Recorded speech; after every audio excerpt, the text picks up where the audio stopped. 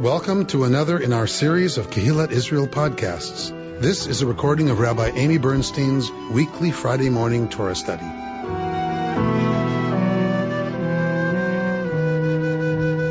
Good morning. Good morning. It's great to be with you this Pesach. We are at Hamoed Pesach, the Shabbat on a part of Passover that is not Yontif. Yontif has its own readings. And so the Shabbat of Pesach, if it's not Yontif, if it's Hamoed, has its own readings. So we are reading the Torah reading for Hamoed Pesach, the Shabbat of Pesach, which Robin Close reminded me. Also, we read the Song of Songs. So the text that we read that's not from Torah, we often have Haftarah and other things that we read. Ashkenazi Jews read Song of Songs on this Shabbat. It is erotica. Song of Songs is erotica. And what's wrong with that? Linda Scheidel says, what's wrong with that? There's nothing wrong with that. It's interesting that it's in the canon. It's interesting that it's in the Bible. Rabbi Akiva argued stridently for it to be in the canon. Most of the rabbis argued against erotica being in the canon. But once you reconstruct it as being an allegory of the love between God and Israel, it makes it into the canon. But it is, without a doubt, fairly graphic erotica. His fruit hangs over my face. People, it just does not get clearer than this. So Robin, I wish I had a lot to say about Song of Songs. Yeah. We're going to not do Song of Songs today. Maybe next year. Maybe Robin can send me some commentaries and we'll do that next year, but she didn't get to me in time. So instead, we're going to go down a different rabbit hole. So Don, Robin's husband, sent me an article this week about using language from our Torah portion. And I'd already, before the women's Passover event, watched a lecture on Hadar, which is a great website for watching Jewish content. I heard a lecture on Hadar, children of believers, something about children of believers. And the rabbi who gave this lecture, a woman rabbi, it's a modern Orthodox institution. So her name is Rav Avi. So, of course, I thought it was a man when I saw the source sheet that is going to be some guy. Fine, that's fine. But it turns out to be a woman. So Rav Avi gave this lecture on a verse that we're going to look at that Robin's husband sent me this article that also quoted this verse. And whenever that happens, I'm about to prepare Torah study for y'all. I'm like, okay, this is like a big sign from the interventionist God that I don't believe in, that I'm supposed to do something with this for y'all. Now that we've left the triennial and my security and my guardrails of knowing exactly what text I'm supposed to learn, it's like, okay, so that's where we're going this morning. We're going to go there and see where it takes us. All right. It is about the Exodus, not to worry. I'm not going to stray too far, but we're going to go some interesting places. Okay. So we're going to look at this part of our story that also Rav Avi Strasberg, when she was teaching about it, she also brought this story because of the times we're in, because of celebrating this Pesach at a particularly difficult and for many of us frightening time. I'm teaching this as my daughter is trying to figure out how to get into the library on campus because there's a big tent village there. I'm not going to call it pro-Palestinian because we are all pro-Palestinian. I hate it when people say they're pro-life and that means they are anti-choice. So I'm not going to use that language. It's an encampment, right, that is protesting against Israel and against Jews in general. So they blocked off the entrance to the library. The school blocked off the entrance to the library. And she has to figure out how to go all the way around and through another building and come through. And she's just like, I can't believe this, Mom. She's not freaked out at all. I believe partially that's because she knows she has over 900 families at her back. I really believe that. I believe she's not intimidated because she's used to hanging out here. So this is all in her heart and mind as she confronts. And she goes, Mom, none of them have any idea what they're talking about. They don't even know. If you ask them, they don't know anything. She goes, look, if I know I don't know enough to argue with anybody, She goes, I know I don't know enough. It's very complicated. And I know I don't know enough to argue with anybody, but I'm also not out there, like with an opinion based on something I know nothing about. So she's mostly annoyed. But for a lot of kids, they are very triggered by this. And in lots of places, and in other places, it's a lot worse. So a lot of people at the same time, this Pesach, we're teaching from a place of, this is not our normal, yay, we're out of Egypt, yay, we're coming out of the narrow places. Where did we feel stuck? What are we going to unstick this year? Where's our leavening? Where's our chametz this year? Like, it's just not that kind of Pesach. It's been a Pesach where we're still really wrestling with what it means to hear chariots behind you. Right. So that's kind of the context in which everybody is studying and writing and reading. And so we're going to do that too. We are at Exodus 13. By the way, the assigned reading for this Shabbat, since I'm not doing it, is the liturgical calendar. So we're going to get to it lots because it's every holiday. So we'll get there. And it's also, my favorite scene with Moses and God on the mountain. I love that scene. But we're going a different direction. So Exodus 13. What page? That was 371. Thank you. What people to know what truths are. It's, you're asking for kids who are really cut off from the area and the region to understand the intricacies of that region. Adult Jews don't know. Adult Jews don't know. Adult Jews can't hold their own in an argument or a discussion about this. Why do we expect our kids would know? And I'm not trying to be smart. I'm not feeling defensive. I swear. I know it sounds like that. I'm frustrated that none of us knows enough because we don't make it a priority to understand the intricacies of what's happening, right? We're happy with sound bites. We're happy with, Am Yisrael Chai. And I'm not saying we shouldn't say Am Yisrael. I'm just saying that we don't spend a lot of time and energy on anything of any sophistication or complication anymore. We all are happy to swallow sound bites and move on to our morning. And so it's frustrating that there isn't an understanding of the complexities of the situation.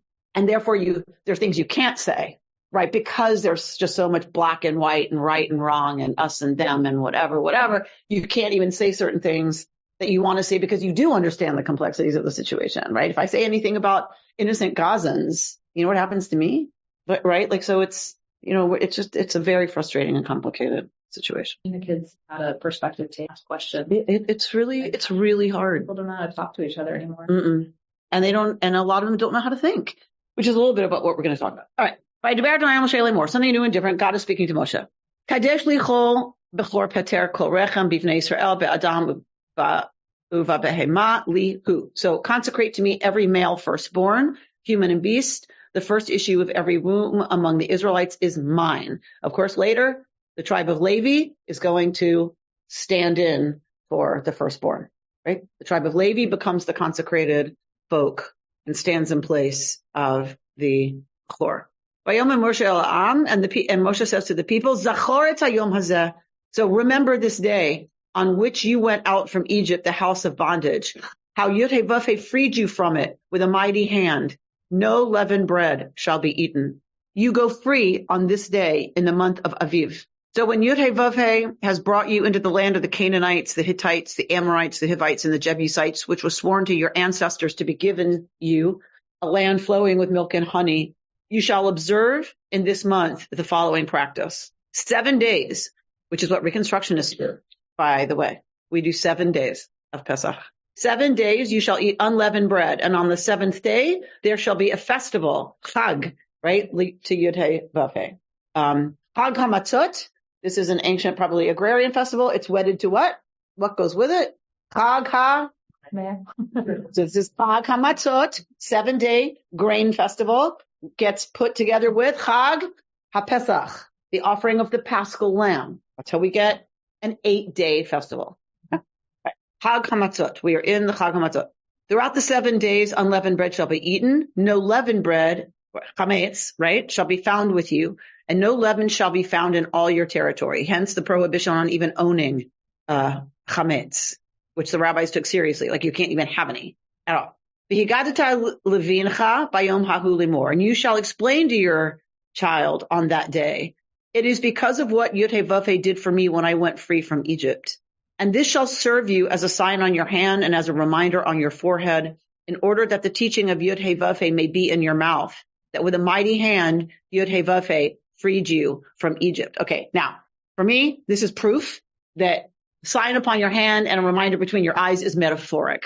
It is not tefillin. Otherwise, we'd be tying matzah on our hand and strapping it to our forehead, right? It is obviously a metaphor. This is a sign, on your hand and between your eyes. It is obviously metaphorical, right? So the rabbis concretize it, fine, whatever. Goes on to it. All right. V'shamarta et hachukah hazot l'mo'adzah me'amim yamima. You shall keep this law, right, at its set time, like all the time. And when Yud He Vav He has brought you into the land of the Canaanites, as God swore to your ancestors and has given it to you, you shall set apart for Yud He Vav He every first issue of the womb.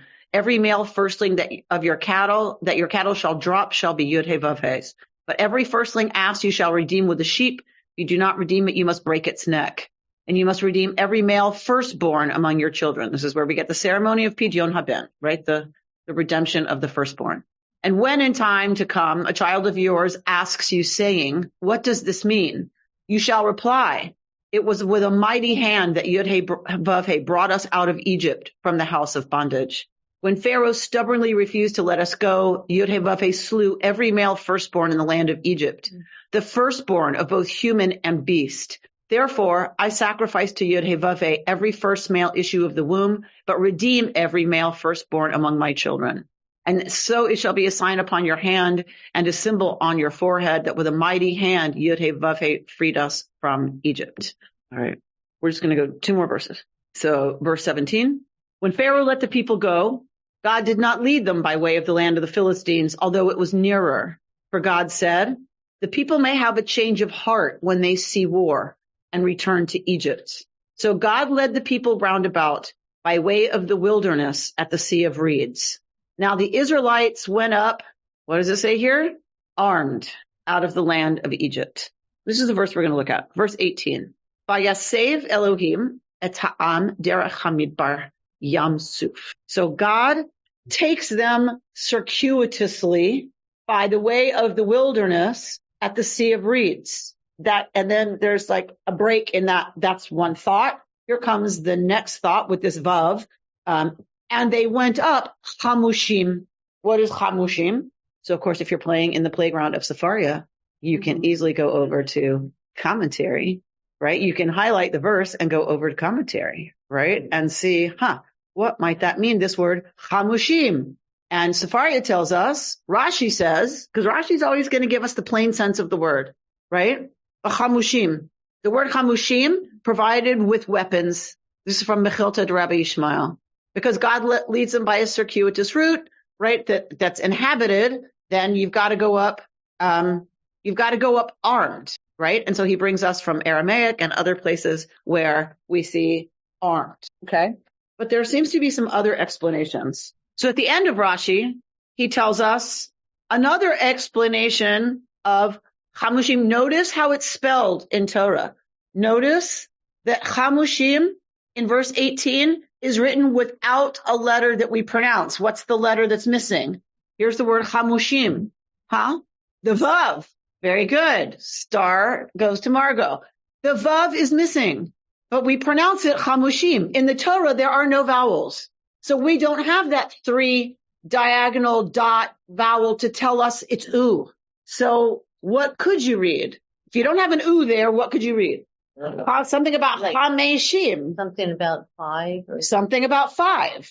Hameshim is 50. So, all right. So what is the point of that? What Rashi's saying is we read it Hamushim, but it's spelled and written in Torah without a vav, which means you could pronounce it Hamashim, Hamishim, something about Hamish. Okay.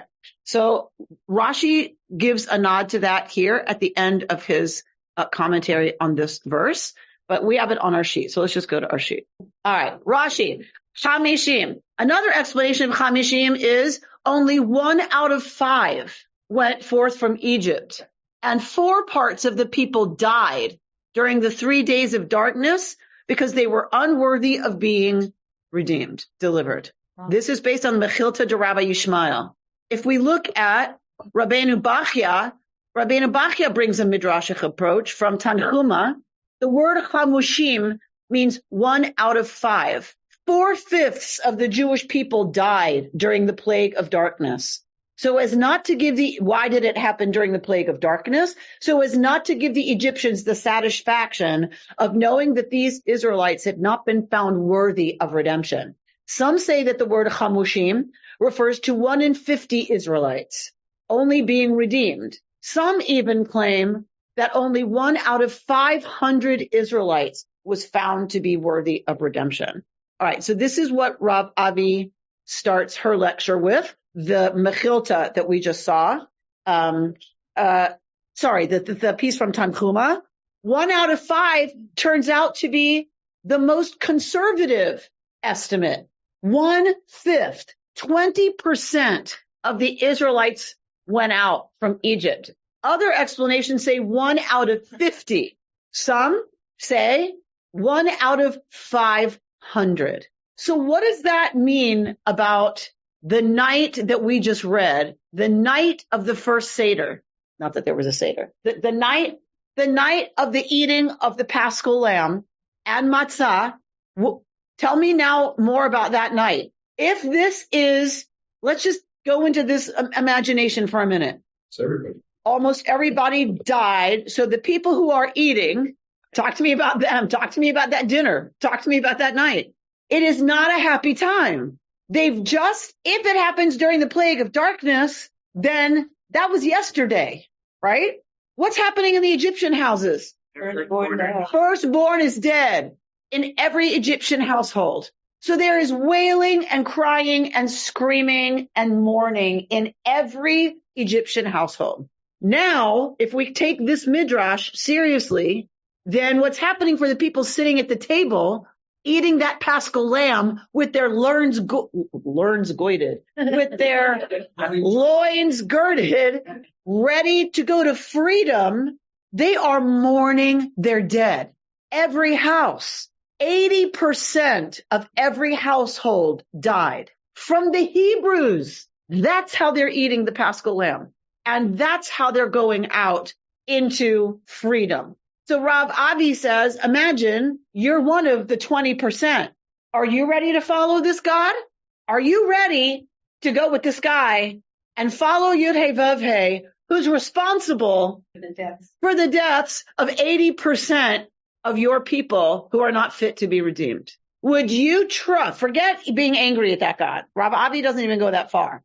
Would you have faith that you would be protected? Would you have faith if you're cast your lot with this God that you're gonna leave and the Egyptians aren't gonna do anything to you? They who have a dead person in every single household? They really had no choice. So Alex says they have no choice. What choice do they really have? Are you going to stay with the status quo?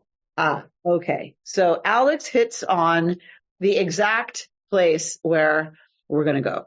Do you stay with the status quo? If the alternative is terrifying enough, the answer is yes. You stay with the status quo. But, however, lots of people stay with the status quo because it's more comfortable. They're scared for lots of reasons and feel like staying is not as dangerous as leaving into an unknown. The evil you know. The evil you know. The argument that somebody could have made stay is, well, Pharaoh said we were too numerous. We're not too numerous now. And as a matter of fact, more Egyptians got spared than Hebrews. Good. Richard went very quickly to, we can turn this. We can spin this, people. Like, we're 20% of who we were. Pharaoh has no reason to kill us now. We're not a threat. Why not stay? You trust that situation? Really? And where are we going again? Anybody have the map? Mm-hmm. Did anybody here get a copy of the map? No one. Anybody? No one had it. Yeah. Has anybody seen the map? Has anybody heard that anybody has seen the map? But that's what faith is ultimately all about. Says Alex. That is what Not faith necessarily in. is all about. I recommend Rabbi Avi's Strasberg. I want to say Strasberg. I'm probably getting her name wrong. I recommend her lecture because that's when she says we are children of believers. And then she talks about faith. And what does faith look like for that first, what does it look like as you come down through the generations? And so it's a fascinating lecture, but we're going to go a slightly different direction. So faith. So status quo, what's comfortable, what's riskier? What if we can spin this? What if we can spin this? And that's the narrative we can tell to ourselves and to our enemies. And then faith in what? The community and the people. That what? That faith in the community that what? They have to have faith in the community, or was it Moses, or ultimately in the unknown, because that the unknown will be what? Better than We have to be specific. You can't just say faith, right? Faith that the unknown. The metaphor for everything. It's it's like, well, that we're not like that. All right, we're the same. All right. So faith that whatever we don't know that is so scary is better than if we stay here. Right?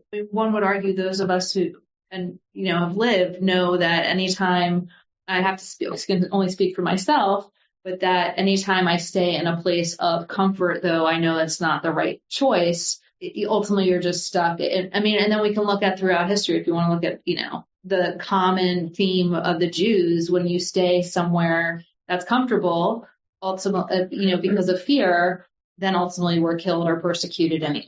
So. Or we can look at the golden age of Spain, where in Italy people stayed and they had a great life. Dona Grazia from the House of Nasi had a beautiful life. Nazi Germany and all the. But you're telling the story from knowing already they're going to die, whereas not everybody did. If you're telling the story about the people who died, sure, we can make that case. But not everybody did. You don't know. That's the point of faith, is you don't know. You trust. Either I'm going to be safe. It's going to be okay. We can spin this. It's going to be all right. It's like the situation's changed. We're only a 20th of what we used to be. The situation's changed. Certainly Pharaoh will see that, right?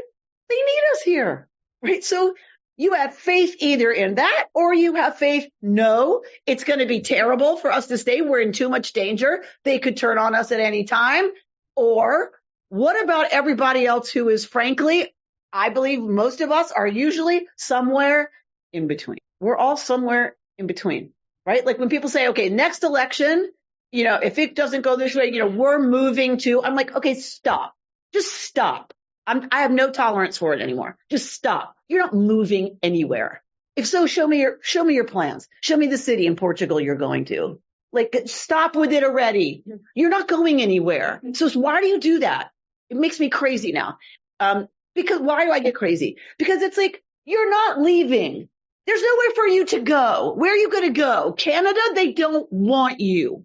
Good luck getting, a passport. They don't want us. Because if things go badly, we brought it on ourselves, right? We're such idiots. They don't want us there, tanking their system. Where are you going to go? So no, face it. You're going to stay here and fight.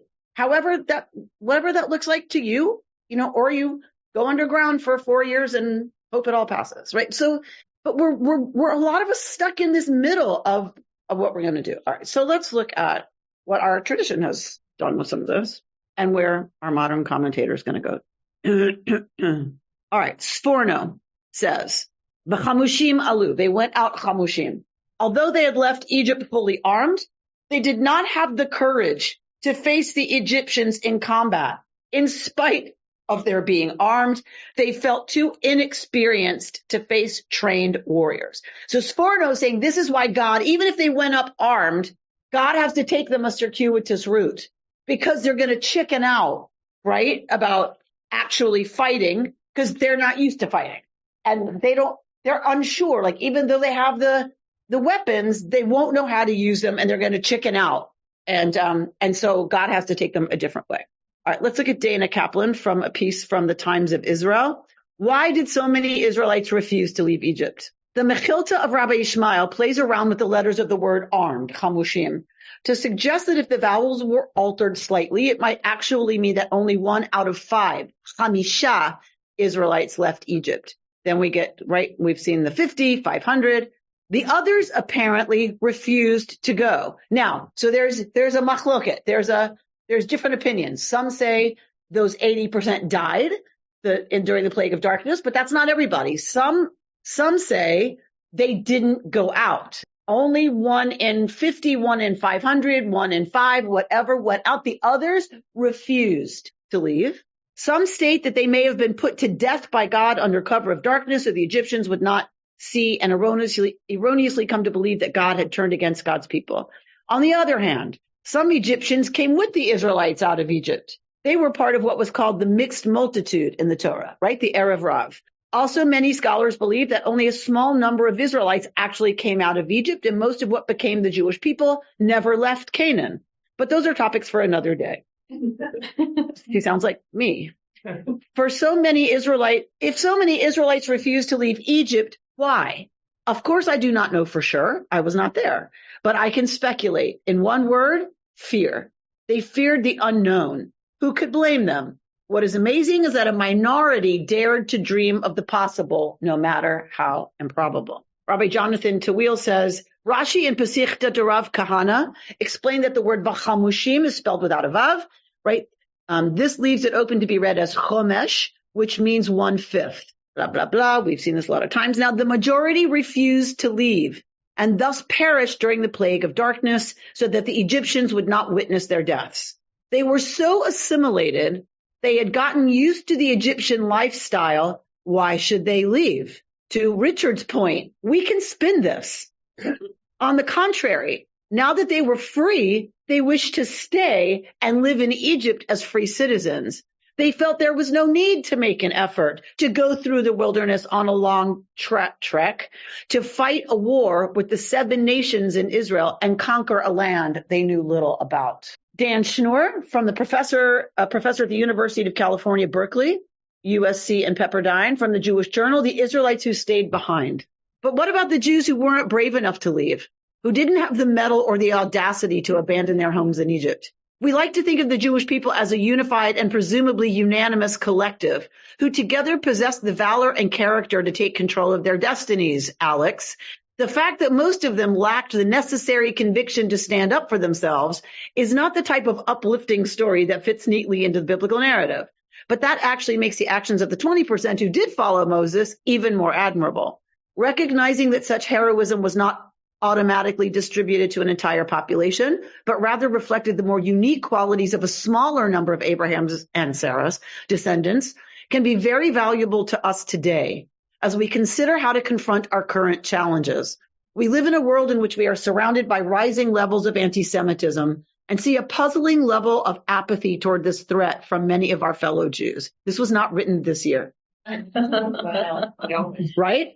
This lesson from ancient Egypt should remind us not to be surprised that many 21st century Jews have decided that the potential difficulties that come up with confrontation are not worth the disruption to their otherwise comfortable lives.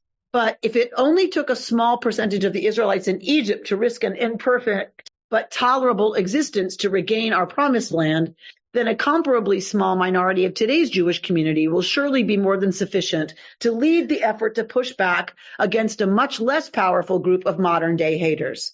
Instead of waiting for those in our community who are not willing to push back against bigotry, better to move forward without them. Instead of wondering why so many others are willing to suffer in silence, the rest of us have work to do.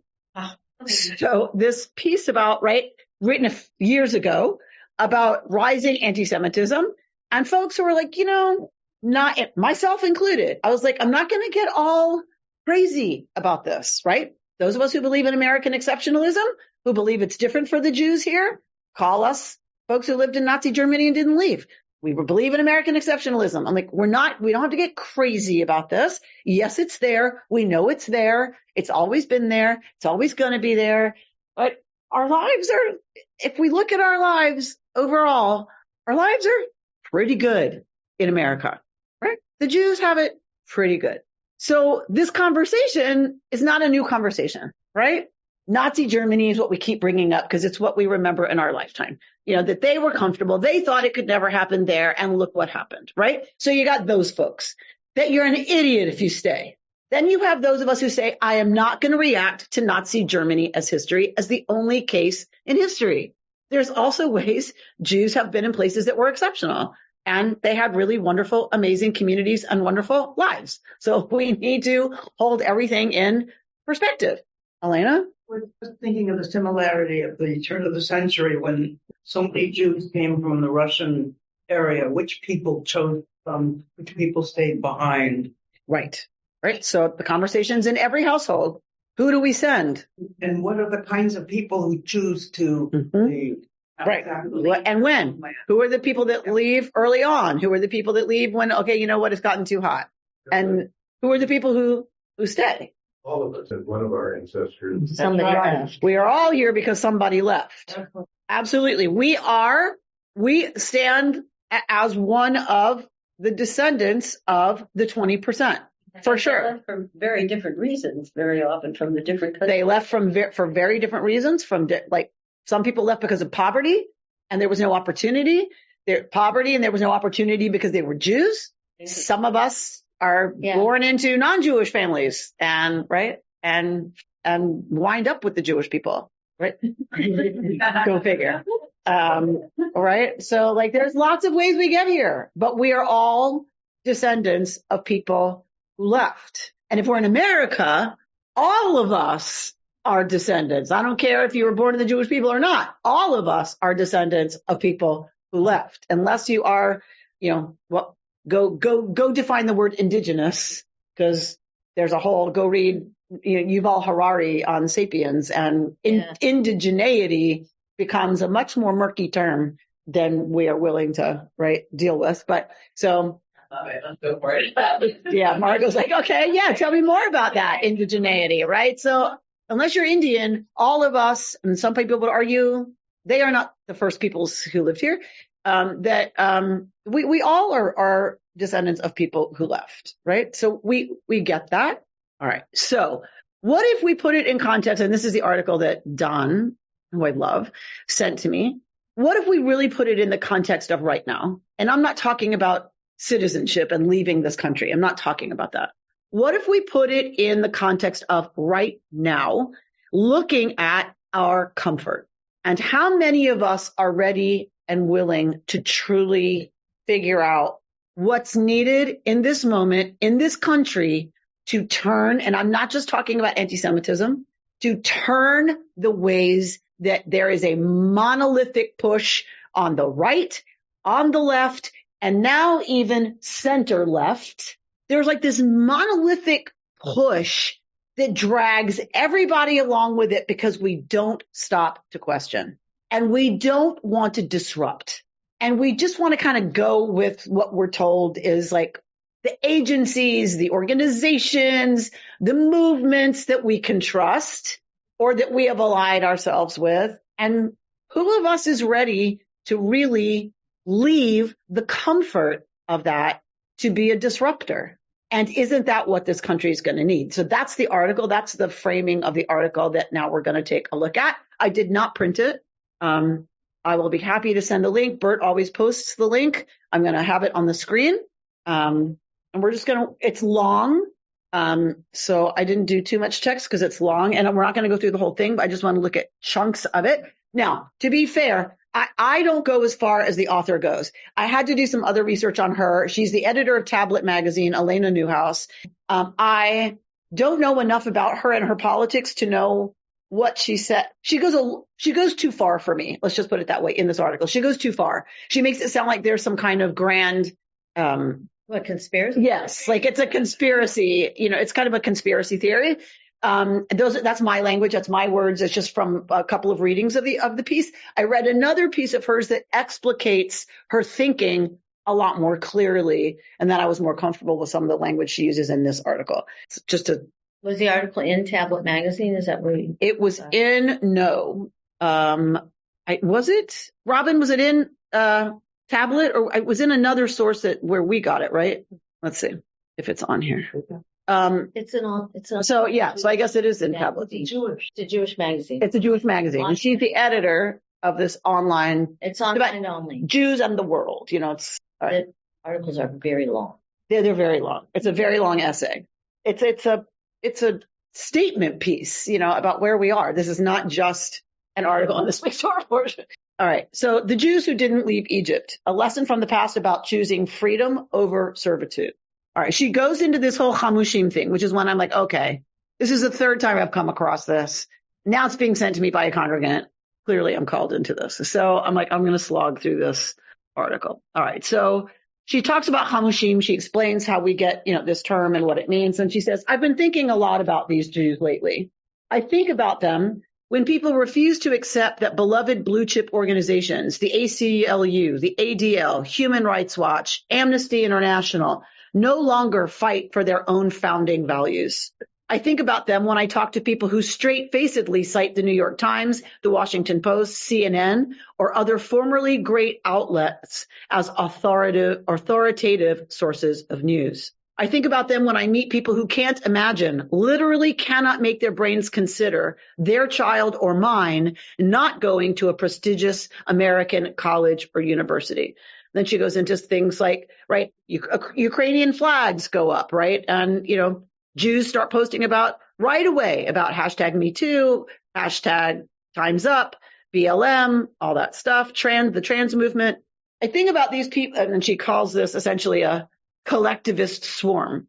I think about these people, about the moral imagination needed to take risks, to leave old worlds and build new ones, about the confidence required to believe that it is you who makes a given institution or cause or idea legitimate and special and not the other way around. About the bravery and faith needed to withstand the loneliness of the desert of outsiderness before getting to the Israel of a new life. I think about all of this, and suddenly Rashi's insight becomes less mysterious, meaning that some weren't worthy of being redeemed because they weren't gonna risk it, right? They wanted to stay. So then lots of stuff about Black Lives Matter, and how, right, that organization, lots of stuff was disclosed about that organization. The Women's March, she talks about the Women's March and then how that kind of imploded and collapsed, that the organization that arranged it because of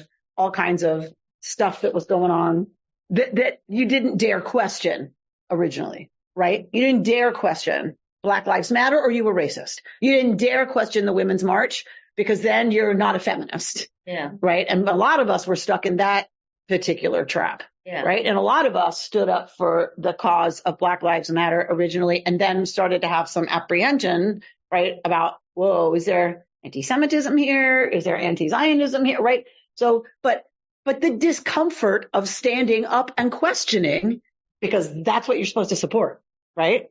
Right. So in an age of uncertainty, it feels good to cast the habit of questioning aside and embrace the idea that the cautious weighing of evidence is unnecessary.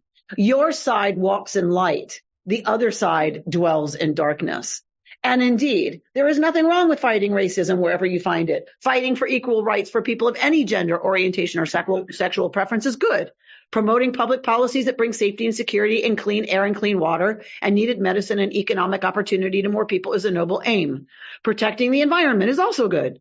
There's nothing wrong with opposing Vladimir Putin's brutal invasion of Ukraine. But, right, BUT, the public campaigns that utilize these virtuous slogans on social media are political tools wielded by people who are interested in corralling the public toward a variety, she claims, of unrelated ends, including their own self-enrichment. Ask yourself how all channels of discourse in America suddenly flow in the same direction, making local and institutional and communal distinctions that were once defining seem vanishingly trivial. So the things that made local, institutional, and communal distinctions important are vanishing, and we are becoming monolithic. So the flavor of a certain local newspaper versus now we all, get our, thing from here's the digest from the New York Times for today on your phone that you look at before your feet even hit the floor, right? So that we're losing the local, institutional, and communal distinctions that allowed for a plurality of viewpoints and ideas and ways of looking at things that made for a discussion and a conversation and a debate and an argument. Like you said, we can't talk to each other. That I don't think she's wrong about. Nuance. The lack of nuance, the lack of, okay, so in our community, we have a history of blah, blah. So we tend to see it a little bit differently. But then you meet somebody from another community. Okay, so talk to me about like what, right? But we're losing all of that, of news deserts. Right. And she calls it flatness, like that we're flattening. And then she has a whole piece on flatness, which I'm going to read next. Isn't this also part of that whole concept of intersectionality, This is a huge conversation about that, right? The people who control the key platforms and networks, and that means on the left as well, by the way. Yeah. Right? She's not talking about so much the right. Yeah. The people who control the key platforms and networks are aggregating power to themselves at the expense of everyone else. These people and the institutions they dominate are not interested in social justice or any other kind of justice, except to the extent that they can be used as shields. This is where I'm like, okay, it's going a bit down a rabbit hole that I'm uncomfortable with, but I'm okay being uncomfortable, which is why I brought it. Like, I just think, to her point, maybe I need to be a little uncomfortable and figure out what that means. Why? Why am I so uncomfortable? Right? Okay. She says different people have different words for this new monolithic reality, but everyone who isn't either naive or craven knows that it exists. I envision it as a pyramid, one that contains the sum total of every slogan and brand name and source of prestige, acting and speaking in unison.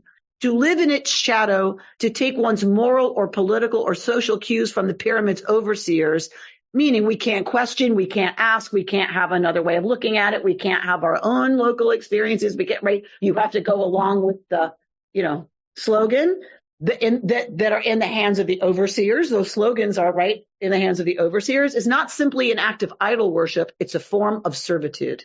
For American Jews, our addiction to being insiders is especially dangerous at this moment because it means siding with people who don't like Jews very much, and in some cases, actively wish us harm.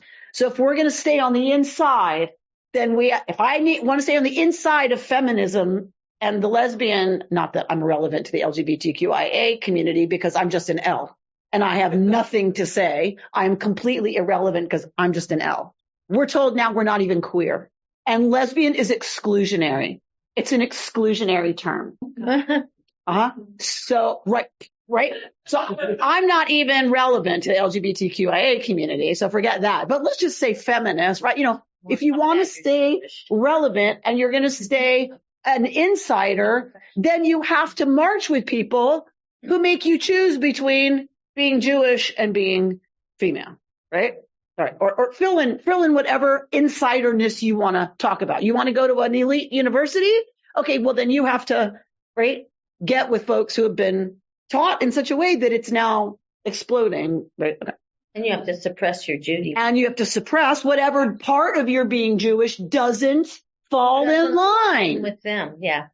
So it means siding with people who don't like Jews very much and in some cases actively wish us harm. But it's more than that for everyone. When status becomes the reward for serving those in power, who in turn reduce the rest of the population to forms of abject powerlessness, then seeking it out becomes toxic.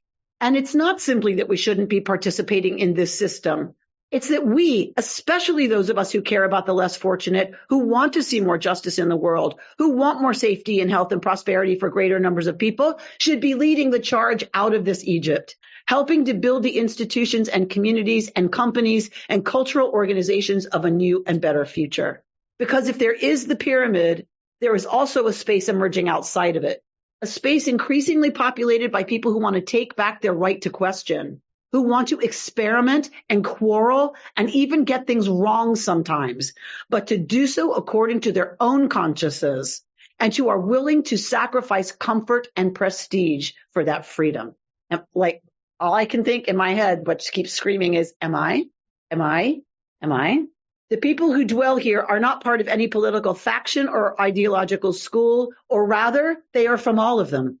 Indeed, the operative distinction in the near term in American politics will not be between left and right, but between insider and outsider, between those incapable of leaving their flesh pots and those who would willingly face uncertainty and risk for the chance at a better world, between the majority that stays and is swallowed up by history and the minority that leaves and makes the future. Whoa, whoa, whoa. And just, it put it in a whole new light for me about, it isn't about literally leaving. We're not leaving. Are we willing to leave our status as insiders to challenge the norms that we're now being told you have to fall in line with or you're not for social justice, right? You don't care about Black people. You're racist if you don't support the movement BLM. Forget the cause, the movement. If you don't support the Women's March, you can't possibly be a feminist. You don't care about women's rights if you don't support the organization that put together that march. And when you start questioning that, then you get accused of being on the right, of like a right winger or something. Correct. But ultimately, it's also performative anyway, because it's this day-to-day interaction. Are you really for and with Black people? Are you really for and this rights? And she actually day-to-day interaction. She makes that point in the article. She doesn't use the word performative, but she says they don't help anybody anyway. Mm-hmm. Like this, it just makes money for the people who found the organization and then convince everybody that you have to buy in. That's who's benefiting. What's really sad about it to me is that the underlying values that are being peddled here are actually good Jewish values. Yeah. And that's why it's so seductive to these people who don't know a whole lot, but they recognize intuitively those values that they were raised with.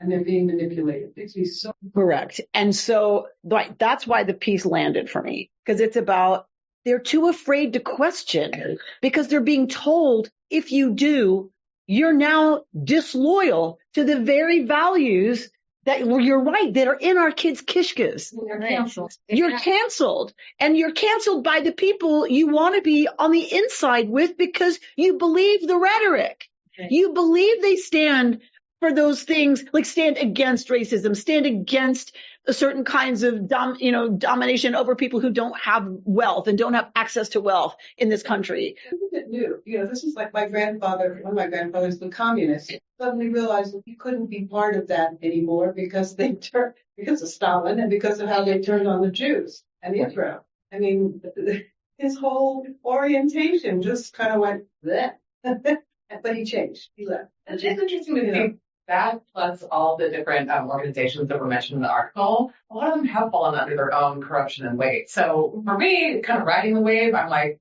let's just hold on for a second. Let's see if they screw themselves up before I have to waste any of my energy showing them how wrong and stupid they are.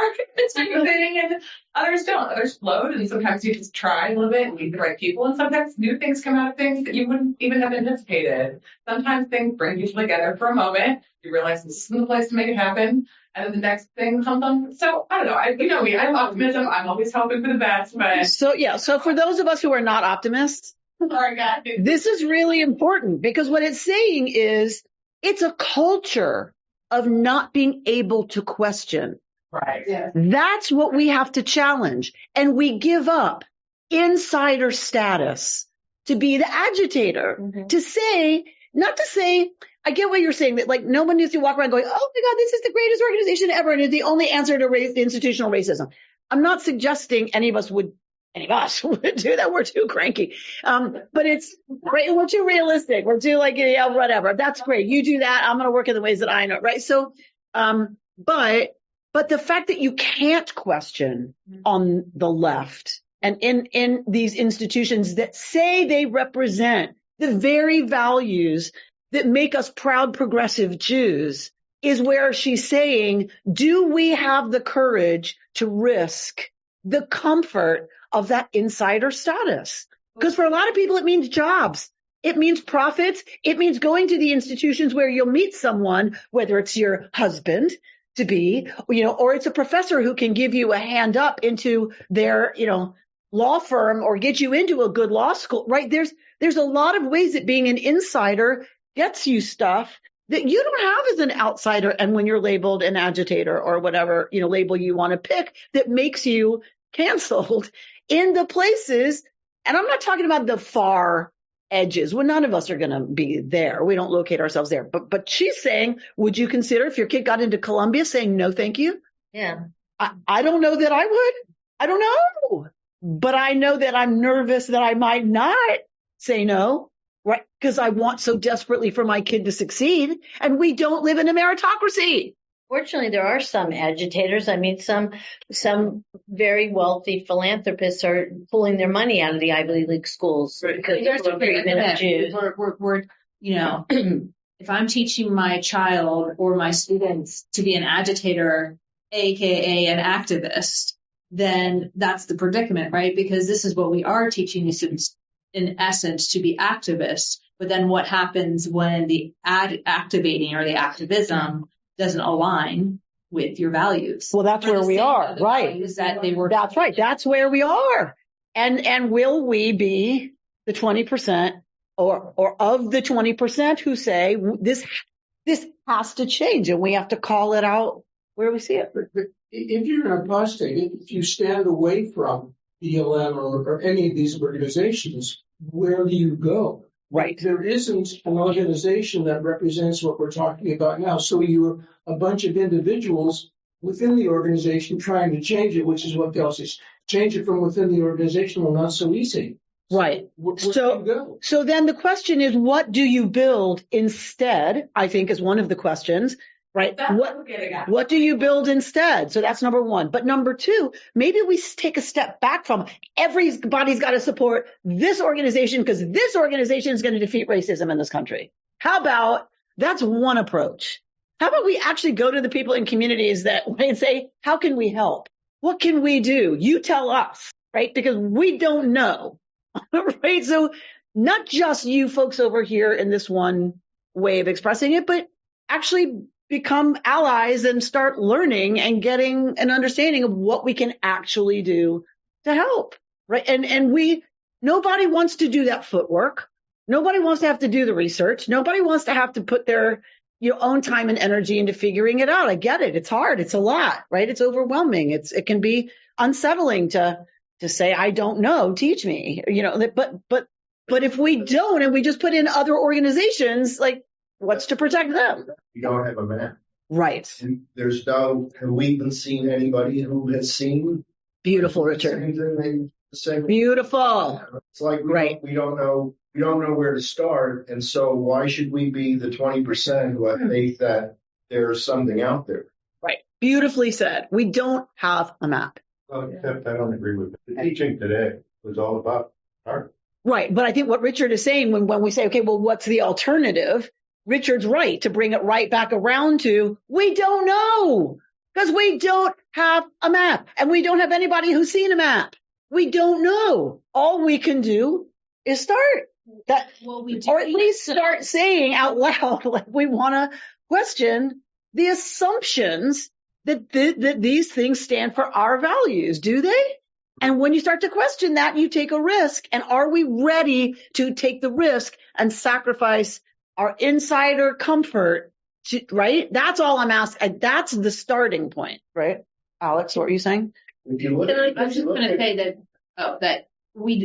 I think that I have some ideas of where to start rather than, put all your energy into this collective movement, right? That's mass. You start within questioning your own organizations that you're part of and addressing the inequities in those organizations and questioning and critically reflecting and saying, where are my blind spots? Yeah. And then also, how do we engage in true civil discourse with people that we know we don't agree with?